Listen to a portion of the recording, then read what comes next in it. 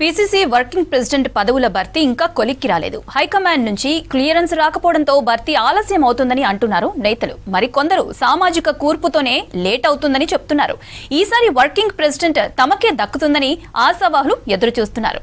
త్వరితగతిన పోస్టులను భర్తీ చేసి క్షేత్రస్థాయిలో పార్టీ బలోపేతంపై ఫోకస్ పెట్టాలని సీఎం రేవంత్ రెడ్డి యోచిస్తున్నారు.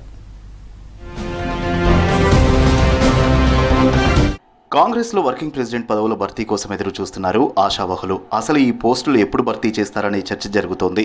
ఇప్పటికే పీసీసీ చీఫ్ తో పాటు కార్యవర్గం కొత్త డీసీసీ అధ్యక్షులను నియమించింది హైకమాండ్.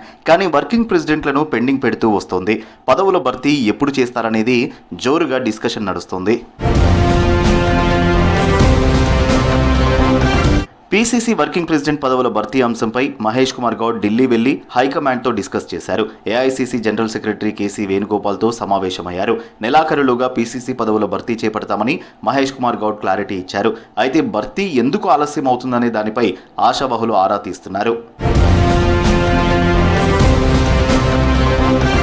పీసీసీ వర్కింగ్ ప్రెసిడెంట్ పదవులు భర్తీ ఆలస్యానికి ఎవరైనా అడ్డుపడుతున్నారా?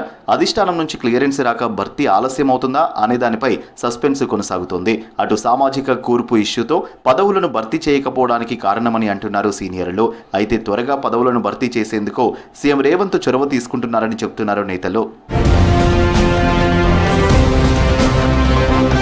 పీసీసీ వర్కింగ్ ప్రెసిడెంట్ పదవుల భర్తీపై ఆశావహులు ఉత్కంఠతో ఎదురు చూస్తున్నారు. పదవి దక్కించుకునేందుకు రాష్ట్రంతో పాటు అధిష్టానం పెద్దలతో టచ్లో ఉంటున్నారు.